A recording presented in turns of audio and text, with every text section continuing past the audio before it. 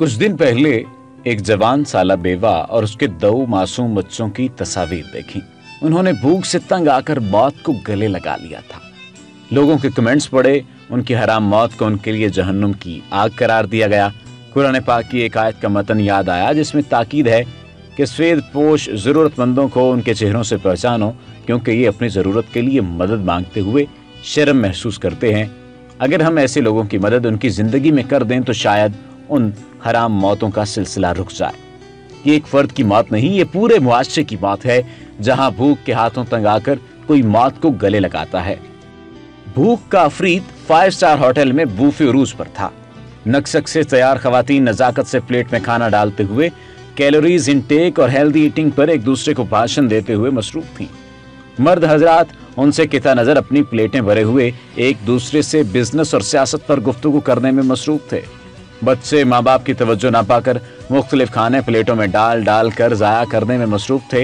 हल्के हल्के म्यूजिक, खाने के इनवाओ इकसाम की खुशबुओं, बावर्दी बैरों की चहल पहल, औरतों के मुतरनम कहकहे, मर्दों की खुशगपियां, गरज ये दुनिया ही अलहदा थी।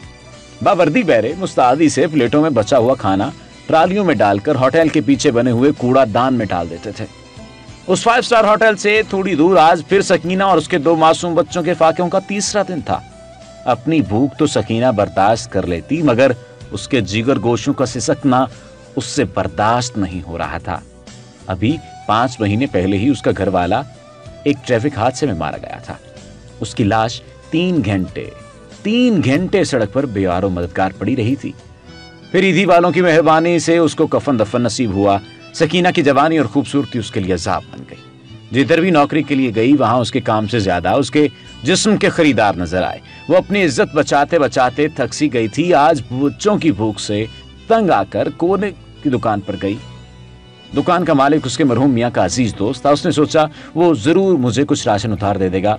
वो मुंह फटी हुई चादर में छुपाए उसकी दुकान पर पहुंची और बड़ी मुश्किल से दस्ते सवाल दराज किया। अजमल ने मुस्कुराकर बड़े लोफराना अंदाज में उसे आंख मारी और कहा, चल मेरे साथ पिछले गोदाम में आ जा, तू मेरी भूख मिटा, मैं तेरी और तेरे बच्चों की भूख मिटा दूंगा।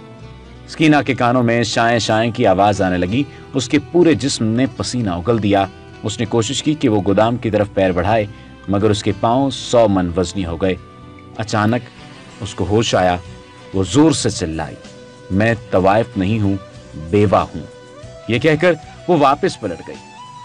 सुबह अहले मोहल्ला को पता चला कि रात जीनत और उसके बच्चों ने चूहे मार दवाई पीकर खुदकुशी कर ली है। लोग कानों को हाथ लगा लगाकर हराम मौत के बायस उनके जहन्नुम वासिल होने की वईद देते रहे। जीनत और उसके बच्चों की बेनूर आंखों में एक ही सवाल था, हमारी जिंदगी हराम की ना हो इसलिए हमने मौत को गले लगाया, मगर दरहकीकत हमारी मौत का जिम्मेदार कौन है? ऐसी मजीद अच्छी वीडियोस के लिए हमारा पेज डेली जमील लाजमी लाइक कीजिए ताकि आइंदा आने वाली तमाम वीडियोस आपको मिलती रहें।